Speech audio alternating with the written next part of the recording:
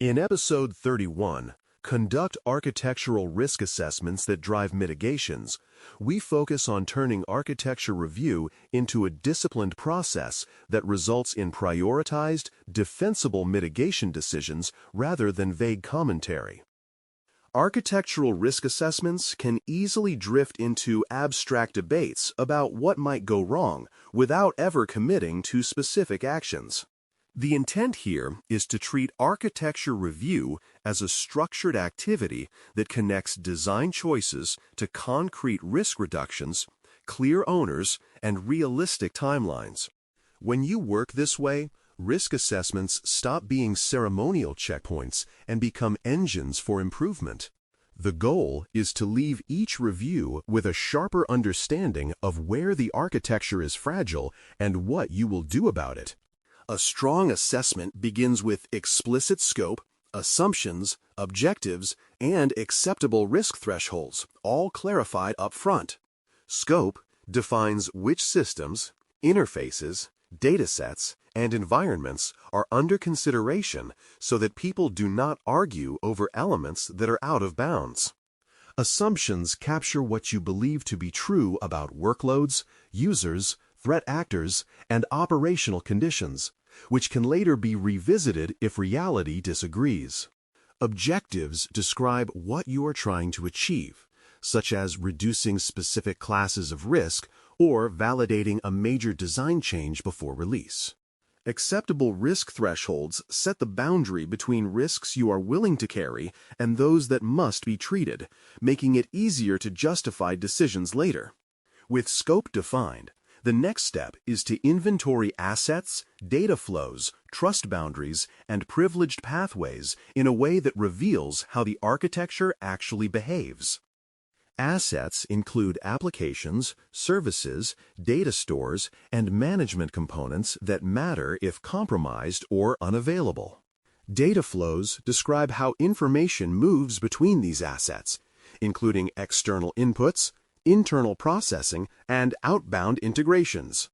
Trust boundaries mark where assumptions about identity, confidentiality, or integrity change, such as transitions from internal networks to public interfaces or from user space to privileged environments.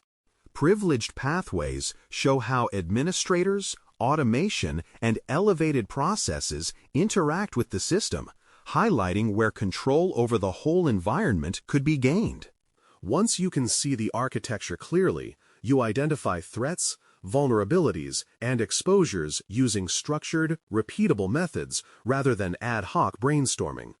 Threat enumeration might use models such as STRID to step through common categories, while vulnerability identification might draw from designed anti-patterns, known weaknesses in components, or gaps in control coverage.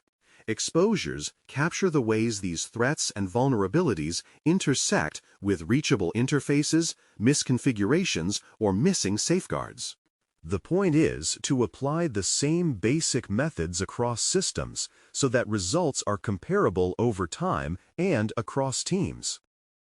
Repeatability also makes it easier to train new assessors and to defend your analysis when challenged. Estimating likelihood and impact becomes meaningful when you use calibrated scales and shared reference points instead of purely subjective labels. Likelihood may consider factors such as exposure level, attacker capability, and complexity of exploitation, while impact reflects potential harm to confidentiality, integrity, availability, safety, or regulatory standing. Calibrated scales define what low, medium, and high mean in your context, often with examples that teams recognize from past incidents or simulations.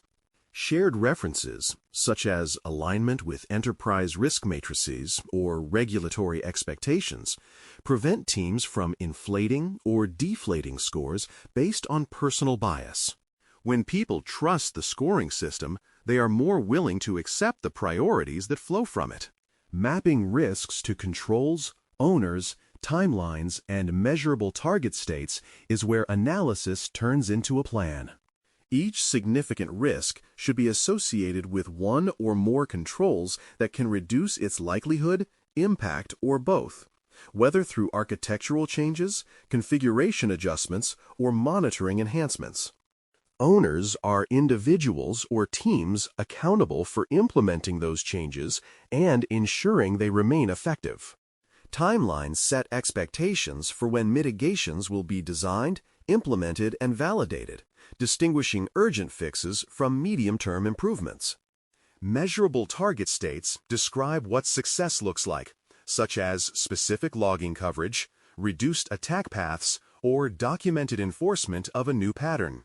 As you work through the architecture, you should deliberately highlight single points of failure and fragile dependency concentrations that could amplify risk. A single point of failure might be a unique service, data store, or network path whose outage would cause widespread disruption. Fragile dependency concentrations emerge when many critical functions rely on the same component, library, or supplier service, even if that element appears stable today. These patterns often do not surface in traditional vulnerability listings, but they represent real architectural risk.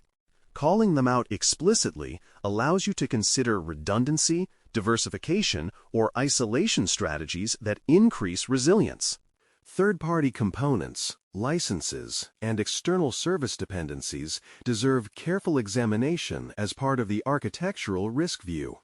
External libraries and frameworks can carry vulnerabilities, licensing constraints, or update cadences that influence your exposure and your ability to respond.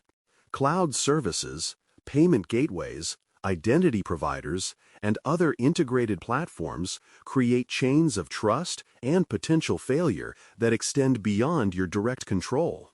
Assessing these elements involves understanding what assurances you receive, what evidence you can obtain, and what contingency plans exist for outages or breaches. Bringing third-party considerations into the architectural assessment prevents you from treating the external world as a black box. Not every risk can be eliminated immediately, which is where evaluating compensating controls and residual risks with transparent rationale becomes essential. Compensating controls may reduce the likelihood or impact of a risk even if the ideal fix is delayed, such as adding monitoring, access restrictions, or procedural checks. Residual risk is what remains after all planned mitigations, and it should be described in terms that decision-makers can understand and accept or escalate. Rationale statements explain why a particular combination of controls is deemed sufficient for now, referencing thresholds, constraints, and evidence where possible. Transparency here supports accountability and makes future reassessments more grounded. Sequencing mitigations for maximum risk reduction and delivery feasibility is the practical heart of an architectural risk assessment. Some actions provide large reductions in risk for modest effort, making them ideal early candidates, while others require major rework or multi-team coordination. Sequencing also respects dependencies between actions, such as implementing new telemetry before relying on detection-based controls, or simplifying architecture before adding complex guardrails. By ordering mitigations thoughtfully, you can show a realistic path from current state to improved posture that does not overwhelm teams. This sequencing becomes a roadmap that links architecture decisions to tangible progress. To keep everyone honest and aligned, you capture decision records, evidence needs, and validation checkpoints as you go. Decision records describe which risks were accepted, mitigated, or deferred, and why those choices were made at the time. Evidence needs specify what artifacts will demonstrate that controls are implemented and effective, such as test results, configuration exports, or monitoring dashboards.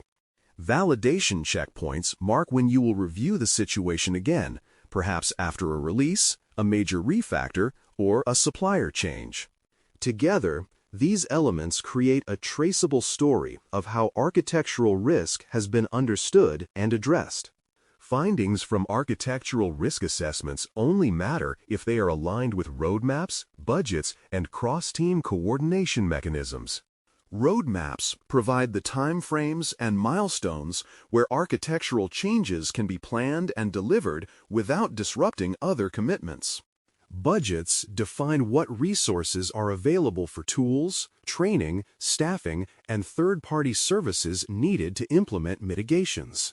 Cross-team coordination mechanisms, such as steering groups or architecture forums, ensure that decisions affecting multiple domains are visible and discussed.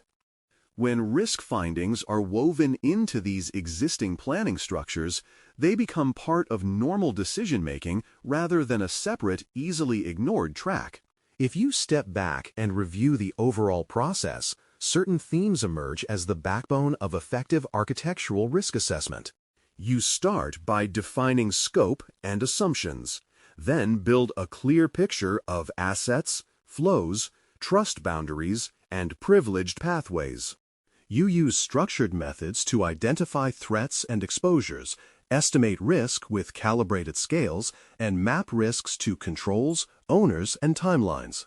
You highlight fragility in dependencies, scrutinize third-party elements, and consider compensating controls and residual risks directly.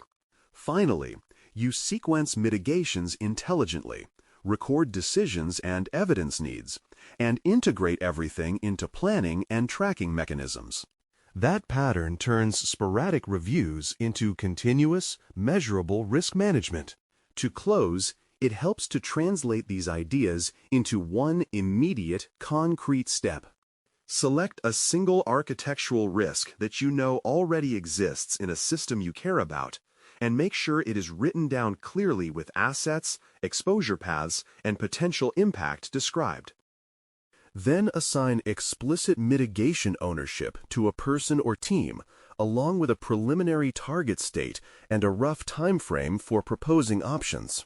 Even if the full solution will take more work, that act of naming the owner and expected outcome changes the risk from a vague concern into a managed item.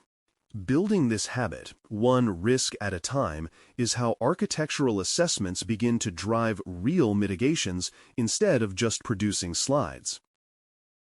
Thanks for listening. For more audio courses, daily newsletters, and more, please visit baremetalcyber.com.